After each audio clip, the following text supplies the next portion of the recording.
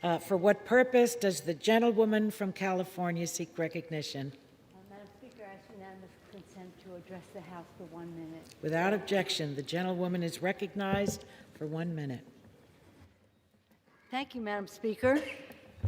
Madam Speaker, as we gather here, we stand on sacred ground, the chamber of the United States House of Representatives, the heart of American democracy. I will never forget the first time I saw the Capitol. It was on a cold January day when I was 6 years old. My father, Thomas D'Alessandro Jr., was about to be sworn in for his 5th term in Congress, representing our beloved hometown of Baltimore. I was riding the car with my brothers, and they were thrilled and jumping up and down and saying to me, Nancy, look, there's the Capitol. And every time I'd say, I don't see any capital. Is it a capital A, a capital B, or a capital C? And finally, I saw it. A stunning white building with a magnificent dome. I believed then, as I believe today, this is the most beautiful building in the world because of what it represents. The Capitol is a temple of our democracy, of our Constitution, of our highest ideals. On that day,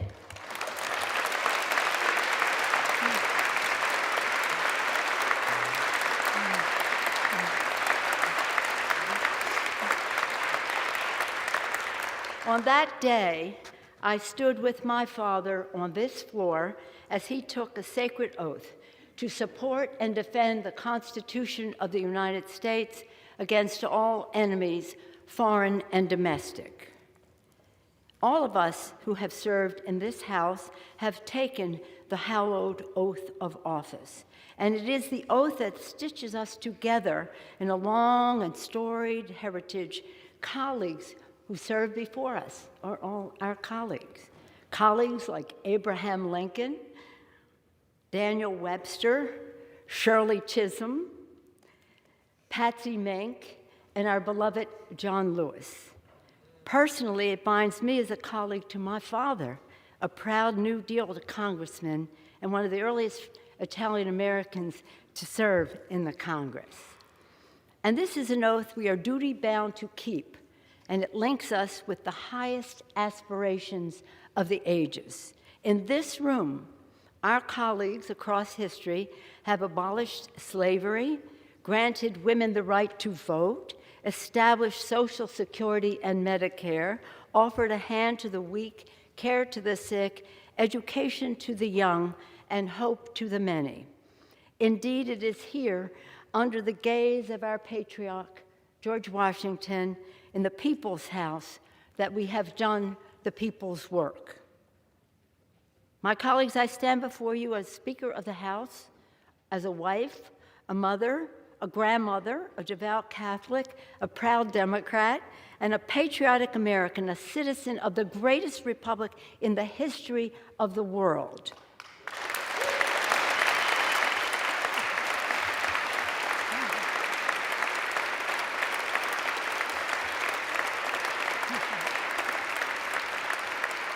Which President Lincoln called the last best hope on earth. Indeed, in the words attributed to another of our colleagues, the legendary Daniel Webster, he said, "Hold on, my friends, to the Constitution of your country and the government established under it.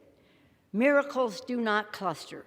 That which has happened but once in 6,000 years cannot be expected to happen often."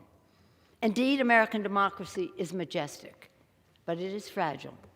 Many of us here have witnessed its fragility firsthand, tragically, in this chamber. And so democracy must be forever defended from forces that wish it harm. Last week, the American people spoke, and their voices were raised in defense of liberty, of the rule of law, and of democracy itself.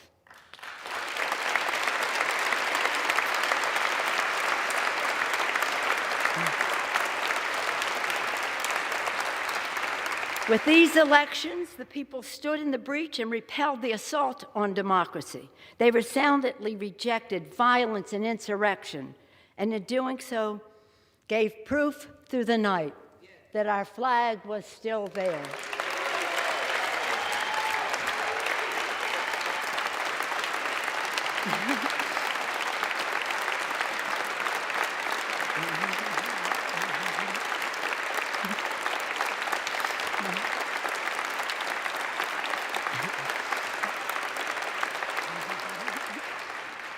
And now we owe to the American people our very best to deliver on their faith, to forever reach for the more perfect union, the glorious horizon that our founders promised.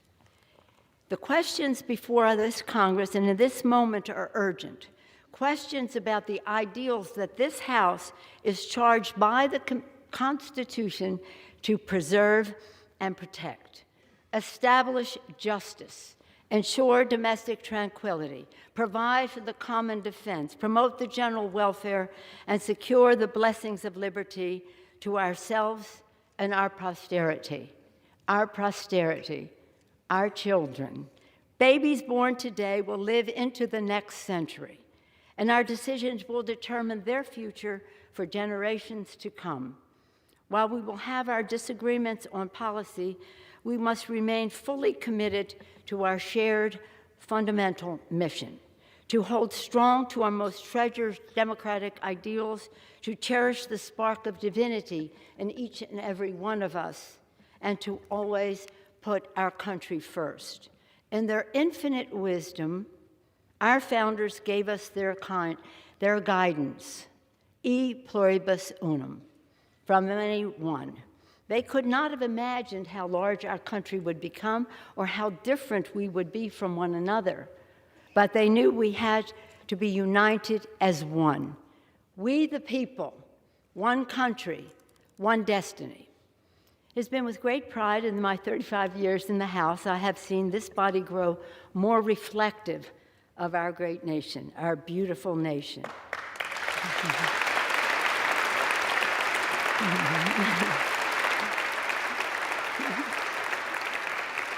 When I came to the Congress in 1987, there were 12 Democratic women.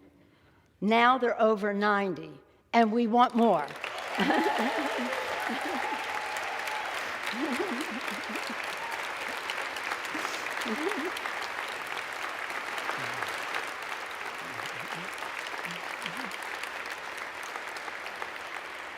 The new members of our Democratic caucus will be about 75% women, people of color, and LGBTQ.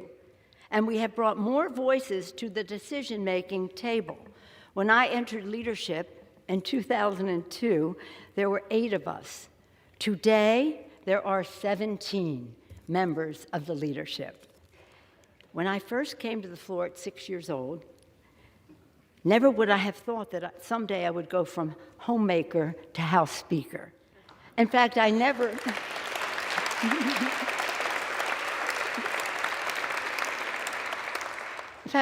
intended to run for public office. Mommy and Daddy taught us through their example that public service is a noble calling and that we all have a responsibility to help others. In our family, my brother Tommy then became mayor of Baltimore also. But it's been my privilege to play a part in forging extraordinary progress for the American people. I have enjoyed working with 3 presidents, achieving historic investments in clean energy with President George Bush.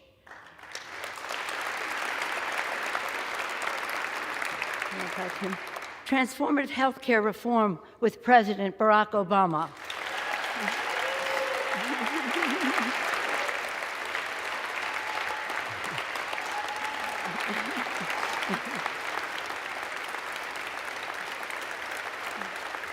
And forging the future, from infrastructure to healthcare to climate action with President Joe Biden.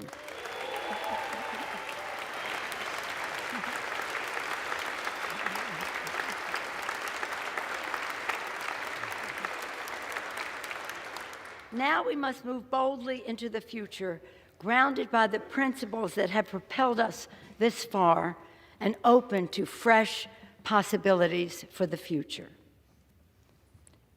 Scripture teaches us that for everything there is a season, a time for every purpose under heaven. My friends, no matter what title you all, my colleagues, have bestowed upon me, speaker, leader, whip, there is no greater official honor for me than to stand on this floor and to speak for the people of San Francisco. This I will continue to do as a member of the House, speaking for the people of San Francisco, serving the great state of California, and defending our Constitution. And with great confidence in our caucus, I will not seek reelection to Democratic leadership in the next Congress. For me, the hours come for a new generation to lead the Democratic caucus that I so deeply respect.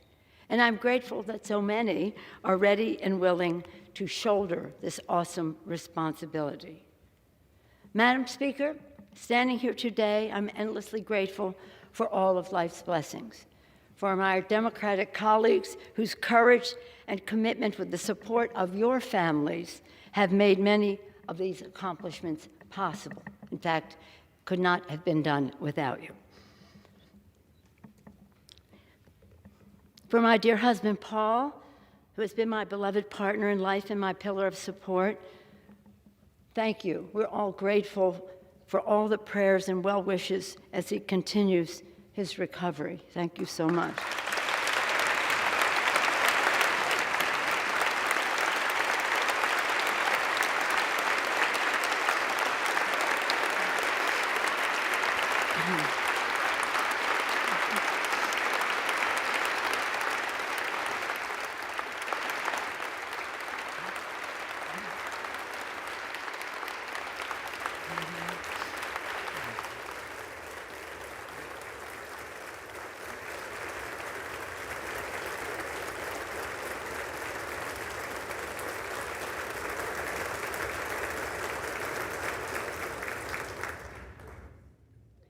For our darling children, Nancy, Corinne, Christine, Jacqueline, Paul, and Alexandra, and our grandchildren, Alexander and Madeline, Liam, Sean, and Ryan, Paul and Thomas, Bella and Octavio, they are the joys of our lives for whom and we are so very, very proud of them and a comfort to us at this time.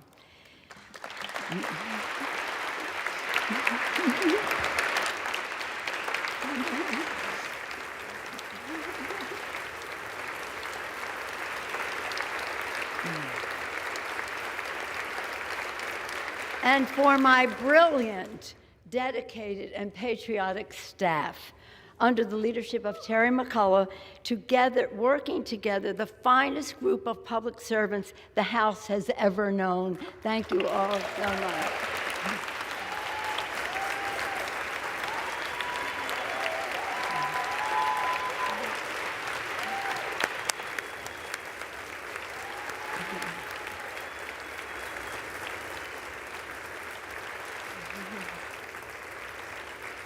And again, for those who sent me here, for the people of San Francisco, for entrusting me with the high honor of being their voice in Congress. In this continued work, I will strive to honor the call of the patron saint of our city, St. Francis. Lord, make me an instrument of thy peace. In this house, we begin each day with a prayer and a pledge to the flag. And every day, I am in awe of the majestic miracle that is American democracy. As we participate in a hallmark of our republic, the peaceful, orderly transition from one Congress to the next, let us consider the words of, again, President Lincoln, spoken during one of America's darkest hours.